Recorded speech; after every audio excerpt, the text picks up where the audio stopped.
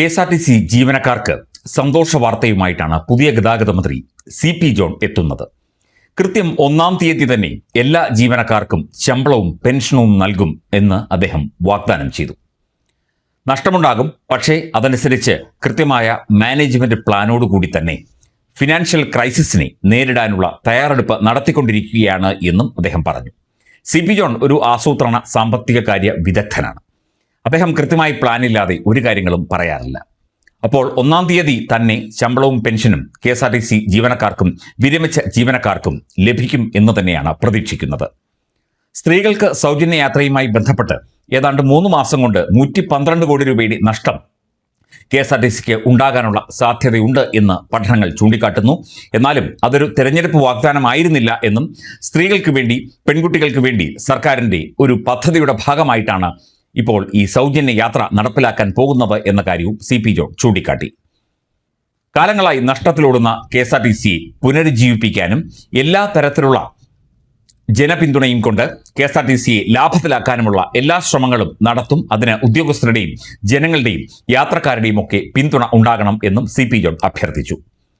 Ordinary ബസ്സുകളിലും അതുപോലെയുള്ള സംവിധാനങ്ങളിലും ഒക്കെ തന്നെ വലിയ നഷ്ടം ഇപ്പോൾ പല റൂട്ടുകളിലും ഉണ്ടാകുന്നുണ്ട്.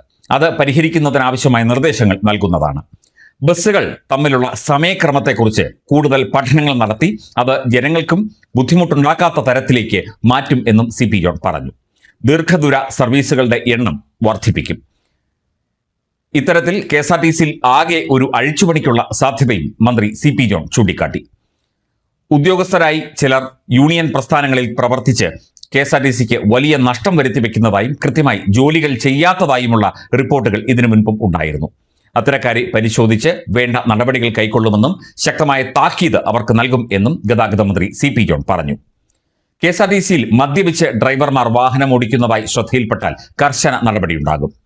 കെ.എസ്.ആർ.ടി.സിയെയും ഗതാഗത വകുപ്പിനെയും ആകെ ഒന്ന് അഴിച്ചുപണിത് നല്ല രീതിയിൽ ജനങ്ങൾക്ക് ഉപകാരപ്രദമാകുന്ന രീതിയിൽ കെ.എസ്.ആർ.ടി.സിക്കും അതുപോലെ മോട്ടോർ വാഹന വകുപ്പിനും ഗുണം ചെയ്യുന്ന രീതിയിലേക്ക് കാര്യങ്ങൾ മാറ്റിയെടുക്കും എന്നും CP ജോൺ പറഞ്ഞു.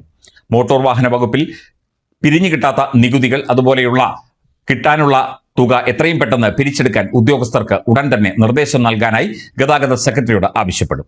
ഏറ്റവും പ്രധാനം കെ.എസ്.ആർ.ടി.സിയെ രക്ഷിച്ചെടുക്കൽ തന്നെയാണ്. അതിനുവേണ്ടി താൻ പരമാവധി ശ്രമിക്കുമെന്നും മന്ത്രി CP ജോൺ വ്യക്തമാക്കി. ഇത്തരത്തിൽ ഒരുപാട് പരിശോധനകളും ഒരുപാട് പരിഷ്കാരങ്ങളും ഇനിയും കെ.എസ്.ആർ.ടി.സിയിൽ വരുത്താനുണ്ട്. സാധനങ്ങൾ വാങ്ങുന്നതുമായി ബന്ധപ്പെട്ട്, പുതിയ ബസ്സുകൾ വാങ്ങുന്നതുമായി ബന്ധപ്പെട്ടൊക്കെ തന്നെ പല കാര്യങ്ങളും ചെയ്തു തീർക്കാനുണ്ടെന്നും സമയബന്ധിതമായി അതൊക്കെ പൂർത്തീകരിക്കുമെന്നും ഗതാഗത മന്ത്രി CP ജോൺ അറിയിച്ചു.